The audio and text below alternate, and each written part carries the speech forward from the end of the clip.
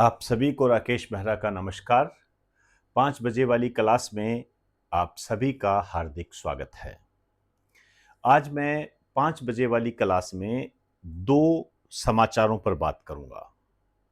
दो न्यूज़ है मेरे पास और दोनों न्यूज़ आपके एग्जाम में आने की पूरी ताकत रखती है। एक न्यूज़ का संबंध जो है रक्षा तंत्र से है। तो जो रक्षा तंत्र से संबंधित है डिफेंस सिस्टम से, थल सेना, वायुसेना, नौसेना, आप इसको आर्मी भी कह सकते हो और नेवी, जो भी आप कहना चाहो कह सकते हो। आप जानते हो कि थल सेना, वायुसेना, नौसेना, ये तीनों सेनाएं हमारे भारत के रक्षा तंत्र को मजबूत करती है। यदि मैं इनके अध्यक्ष की बात करूं तो थल सेना के जो अध्यक्ष है वो है जनरल लेफ्टिनेंट धीरज सेठ। धीरज सेठ है। ध्यान रखना, ये जो धीरज सेठ है ये 30 जून से बनेंगे। 30 जून से उपेंद्र द्विवेदी जी का स्थान लेंगे ये 30 जून से। तो आप अभी से ध्यान रख लो, धीरज सेठ नए थल सेना अध्यक्ष हैं।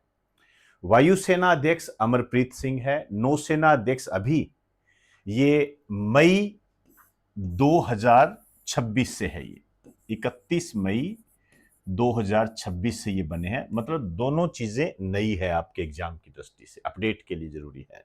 या मैं सजेस्ट करना चाहूं कि जहां भी आपको मैं डिफेंस टेक्नोलॉजी करवाता हूं वहां इसे रक्षा तंत्र में अपडेट कर लें। तो ये है एडमिरल कृष्णा स्वामीनाथन, ये नौसेना अध्यक्ष है। दिवस की बात करें तो 15 जनवरी को थल सेना दिवस मनाया जाता है, जिसको सेना दिवस भी कह देते हैं। और जो वायुसेना दिवस है वो 8 अक्टूबर को मनाया जाता है। और जो नौसेना दिवस है वो 4 दिसंबर को मनाया जाता है। वैसे मैं आपको बता दूं, ये वाला ज्यादा पूछा जाता है। थल सेना दिवस जो है ये ज्यादा पूछते हैं। अभी एक और नया अपडेट आया है, वो ये है नेत्रा। नेत्रा को वायुसेना में शामिल किया जाएगा। आप अभी फिलहाल इतना ध्यान रखो कि नेत्रा क्या है। नेत्रा भारत की स्वदेशी, मतलब भारत में ही इसका निर्माण हुआ है, हवाई निगरानी प्रणाली। मतलब वायु में, हवा में ये निगरानी का काम करेगी। नेत्रा नाम से देख लीजिए, नेत्र, नेत्र मतलब निगरानी रखने का काम करेगी ये एक अपडेट आपके सामने है। एक और मैंने आपको बताया था, आप जानते हो कि ये जो तीनों सेनाएं होती है, इन तीनों सेनाओं का जो, तीनों सेनाओं में जो समन्वय स्थापित करता है उसको हम क्या कहते हैं? CDS, chief defence of staff. याद कीजिए, ये जो तीनों सेनाएं हैं,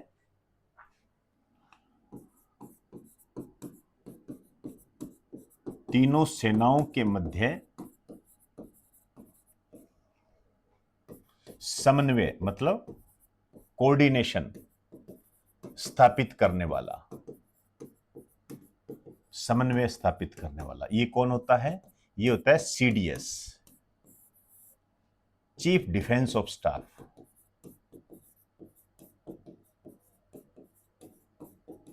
ये, इसके बारे में आपको पूरी जानकारी मैंने दी हुई है।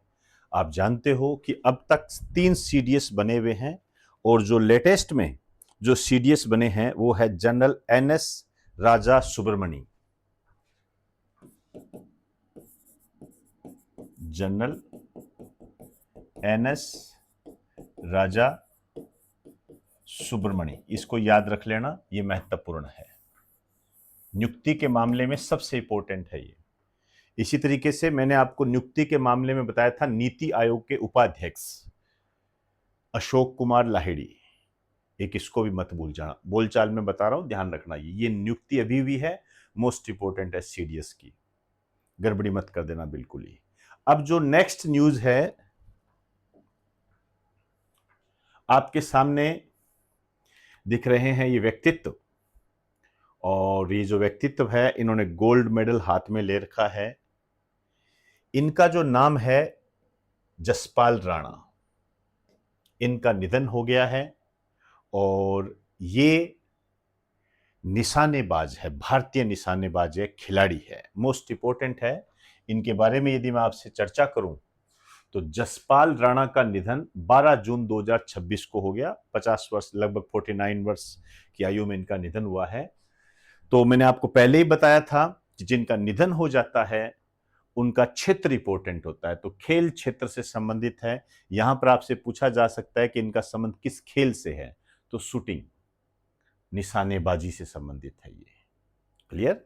तो भारतीय निशानेबाज थे। अब इस पर थोड़ा सा विस्तृत, थोड़ा सा ध्यान देना है आपने। इन्होंने जो कुल पदक जीते थे 26, जिसमें से गोल्ड 15, सिल्वर 6, ब्रॉन्ज मतलब कांस्य 5। इनको विशेष रूप से जो सम्मान दिए गए, 1994 में इन्हें अर्जुन अवार्ड मिला था, 1997 में इन्हें पद्मश्री मिला था और 2020 में इन्हें द्रोणाचार्य अवार्ड मिला था। तो ये भारतीय निशानेबाज थे जिनका निधन हो गया, आकस्मिक निधन हो गया 49 वर्ष की आयु में, जसपाल राणा। जहां तक मैं समझता हूं इनका संबंध निशानेबाजी से है, ये आपके एग्जाम की दृष्टि से महत्वपूर्ण बन जाता है। बहुत सारे गेम होते हैं, कॉमनवेल्थ गेम होते हैं, राष्ट्रमंडल खेल जिनको आप कहते हैं, तो इनको एक निकनेम के रूप में जाना जाता है। आप ये कह सकते हो कि कॉमनवेल्थ गेम्स के गोल्डन बॉय कहते हैं इनको। ये नाम सोशल मीडिया पर काफी चल रहा है, हो सकता है आपके एग्जाम में आ जाइए। तो आपको इन सब बातों का ध्यान रखना है, ये इंपॉर्टेंट बन जाती है आपके संबंध में। तो भारतीय निशानेबाज है और 1994 में अर्जुन अवार्ड मिला था, पद्मश्री मिला।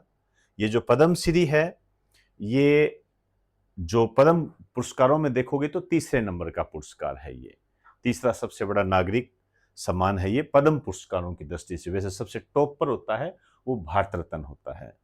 तो ये डिफेंस के संबंध में और एक निधन के संबंध में मैंने आपको अपडेट दी है, इसे आप अपने नोट्स में शामिल कर लें।